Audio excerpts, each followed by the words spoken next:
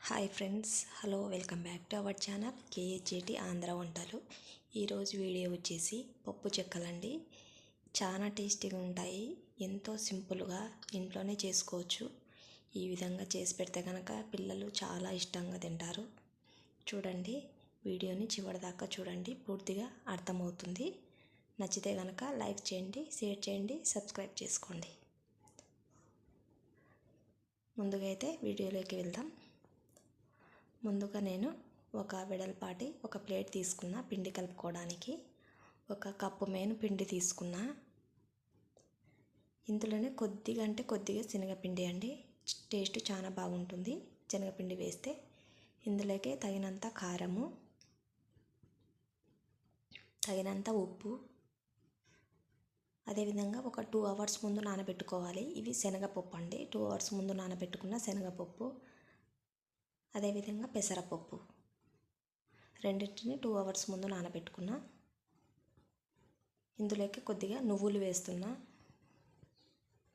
కొద్దిగా వాము, అన్నీ వేసి బాగా కలుపుకోవాలి. ఇందులోకి కాస్త పచ్చి కరివేపాకు చిన్న చిన్న ముక్కలు చేసి వేసుకోవాలి. ఒక 4 స్పూన్స్ ఆయిల్ని బాగా వేడి చేసుకొని వేసుకుంటే చాలా క్రిస్పీగా వస్తాయి. ఆయిల్ వేసి బాగా ఆయిల్ మొత్తం పిండికి పట్టే విధంగా బాగా పిండిని రబ్ చేస్తూ మొత్తం కలిసే విధంగా కలుపుకోవాలి. ఈ విధంగా ముద్ద చేస్తే ఈ విధంగా వస్తే చాలా క్రిస్పీగా వస్తాయి చెక్కలు. ఇందులోకి వచ్చేసి వేడి నీళ్ళండి. వేడి నీళ్ళతో కలుపుకోవాలి పిండి. అప్పుడే పిండి బాగా సాఫ్ట్గా వస్తుంది, మనకి చేసుకోవడానికి ఈజీగా వస్తుంది అనమాట. అంటే ఆ చెక్కలు చేసే టైంలో విరిగిపోకుండా ఉంటాయి అన్నమాట వేడి నీళ్ళతో కలుపుకుంటే. అందుకే వేడి నీళ్ళతో కలుపుకోవాలి. కొద్ది కొద్దిగా వేస్తూ బాగా కలుపుకోవాలి. అంతా ఒకేసారి వేయకూడదు వాటర్. ఈ విధంగా కొద్ది కొద్దిగా వాటర్ వేస్తూ మన చపాతి పిండిలాగా కలుపుకోవాలి. ఈ విధంగా కలుపుకోవాలి. ఈ విధంగా కలుపుకున్న పిండిని వచ్చేసి మన సైజుకి తగిన విధంగా చిన్న చిన్న ఉండలుగా చేసుకోవాలి. చెక్కలు కొద్దిగా పెద్ద సైజు కావాలనుకుంటే పెద్దగా చేసుకోవచ్చు, చిన్నగా అంటే చిన్నగా చేసుకోవచ్చు. ఈ విధంగా కొన్నింటిని ముందే తయారు చేసుకుంటే మనం ఫాస్ట్గా చేసుకోవచ్చు అనమాట చెక్కలు. ఈ చెక్కలు ఒత్తడానికి వచ్చేసి నేను ఇక్కడ ఒక కవర్ సహాయంతో ఒత్తుకుంటున్నానండి. ఇది పిల్లల బట్టలకు వచ్చే కవరు. మీ దగ్గర ఒక మిషన్ ఉంటుంది కదా ప్రెస్ చేసేది, రొట్టెది, ఆ విధంగా ఉంటే దాంతో అయినా చేసుకోవచ్చు. ఈ విధంగా పేపర్కి కొద్దిగా ఆయిల్ వేసుకోవాలి.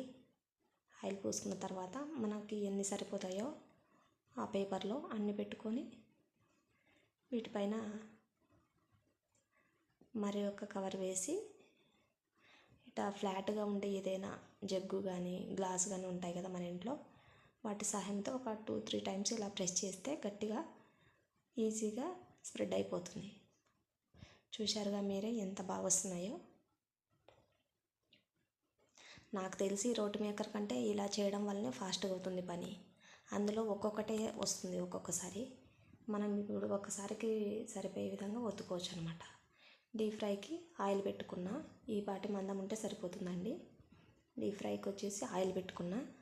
ఆయిల్ మీడియంగా ఉండాలి, ఎక్కువ హీట్గా ఉండకూడదు. మీడియం టు లో ఫ్లేమ్లో పెట్టి ఫ్లేమ్ని చెక్కలని 1 by 1 వేసి బాగా వేయించుకోవాలి. వెంటనే కదపకూడదు. వేసిన తర్వాత ఒక 2 minutes అలాగే వదిలేసేయాలి. ఇలా లో ఫ్లేమ్లో పెట్టి చేస్తే చాలా క్రిస్పీగా ఉంటాయండి చెక్కలు. చాలా బాగుంటాయి. హై ఫ్లేమ్లో పెడితే తొందరగా కలర్ వచ్చేస్తాయి, వెంటనే మెత్తబడతాయి అన్నమాట. ఒక 2 minutes తర్వాత వీటిని మళ్ళా తిప్పుకోవాలి.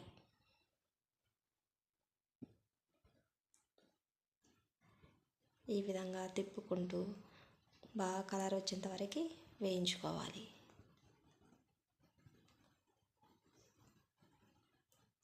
ఎంత స్లో ప్రాసెస్లో చేసుకుంటే అంత పర్ఫెక్ట్గా వస్తాయండి.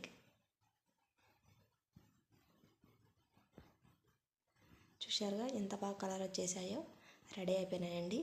ఈ విధంగా అంతా పిండిని చిన్న చిన్న ఉండలు చేసుకోవడము, చిన్న చిన్న అప్పాలాగా ఒత్తుకోవడం వేసుకోవడం అంతే అండి.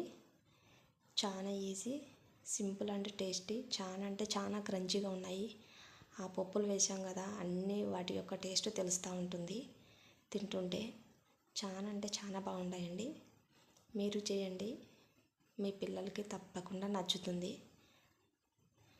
ఈవినింగ్ టైంలో స్నాక్స్గా చాలా బాగుంటాయి పిల్లలకి.